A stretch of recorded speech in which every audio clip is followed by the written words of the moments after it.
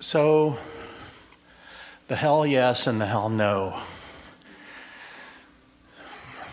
Yeah. If it's not a hell yes, it's a hell no, meaning it's the enthusiasm with hell yes. That's what we're talking about. And so, of course, it could be a sort of kinda, but if you get in the habit of getting out ahead of things and getting your momentum going to the point that you're really called, it's just a more exhilarating experience than going along even though you have some split energy that you have to work out along the way. Yeah, that doesn't really work, that second alternative for me. Does it? No. Yeah. So I did leave a relationship and I moved cities and I made some changes that have been positive and created a lot of momentum. And I wasn't really saying hell no to the things I left. I was saying hell yes to change, freedom. And I feel like that's up for me from a professional perspective as well. And I've been doing the same position with the same corporation for 24 years. And there's things that are bubbling, some interesting things that are bubbling. There's ideas that I have. There's inspiration that I get. But none of it kind of gains that real momentum that we've been referring to today. And I chill. What do you think it is? Do you think that you're established and mostly happy? Or do you think that you are eager for new experience? That's it.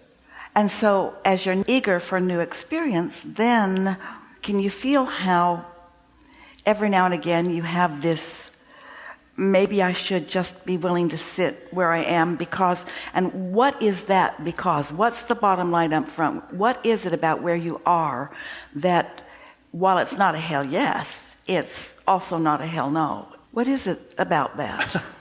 I work for the Walt Disney Company and I work in a role that many people would see as enviable. And there are good things about it. There's a lot of good things about it. But there's some things, it doesn't... Well, we're really not asking you to point out what could be better that launches the rockets, because you've already done that. Right. What we are really asking for, because we, like you, we can see that you have set something into motion that is calling you, but you're not letting yourself really be called because there's something about where you are that you are sort of holding on to. That's right. That's why I'm up here. And so what do you think that is? Is it that stability feels like a better thing than adventure? Haven't you been to the different places at Disneyland? There's an adventure land. Is there a stability land? What was the second one? Stability land. Is there a stability land? Here's adventure land. There's Tomorrowland. Oh is there a past land and a stability land? Stability land. Well, you're laughing, but that's what kind of a ride would we have at Stability Land? The one you're having is boring. Exactly. Yeah, that stability, there's a lot to say for it because adventure can be sort of unknowingness. That's what's going on with you, is that when you have momentum of something for a long time, and you've been an appreciator of a lot of it, so you've kept the parts of it that you appreciate active, but you've come to the realization that it's not going to produce that new oomph that you're looking for.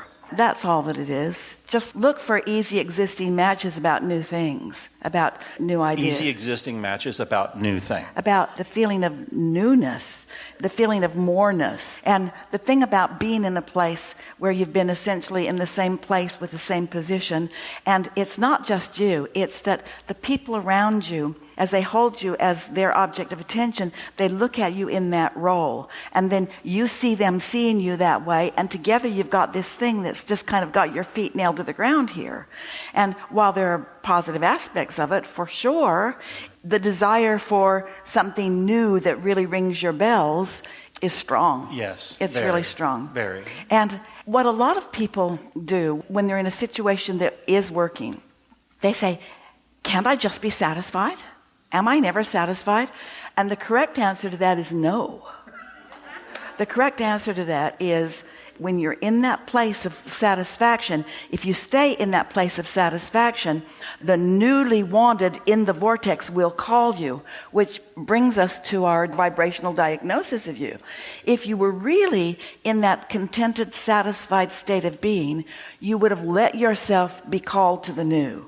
So there must be enough that you are focused upon, not necessarily about the details of where you are, but about not wanting to give up stability, not wanting to give up something that is sure for something that is maybe not. That's what's going on. You can feel that. And you even recognize the thoughts and conversations that you have about it. Plus, it doesn't help in your adventurous excursions when those there really like you right where you are. That's the thing about being in so many relationships with so many people. People see you and they form a perspective of you. And you are often trapped by their perspective of you because you recognize that that's the way they see you. And so then you see yourself as they see you. But that's why I left the relationship.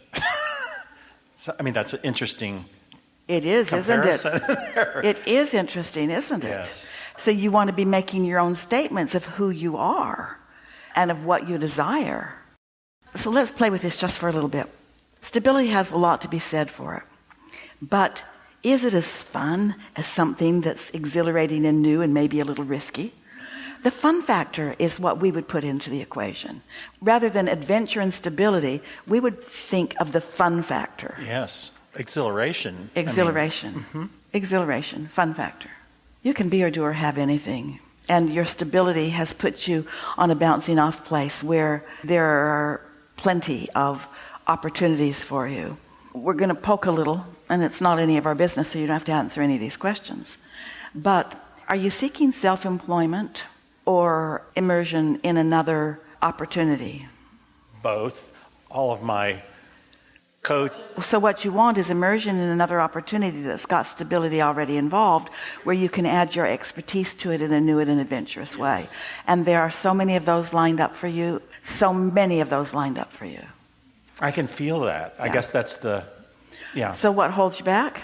Not being able to see it and hear it and smell it and taste it and touch it. It's that you don't trust the inspiration of it. Think about this corporation that you work for. And think about the vision of a person who is no longer physically focused, who sets such momentum in motion that it has carried this enterprise for all this time. And it's that kind of thing that you're wanting to tap into. That's what got me there. Well, you have access exactly to that. Even from that, you can tap into that, specifically that. Amen. Yeah. Enough? Thank you. Really good. Really good. Esther remembers standing in line, in a long line, and heard someone say, "Happiest place on earth, my foot." Can be at the happiest place on earth and find a happier place. We know you just don't hang around there with the characters. We know that. But now what?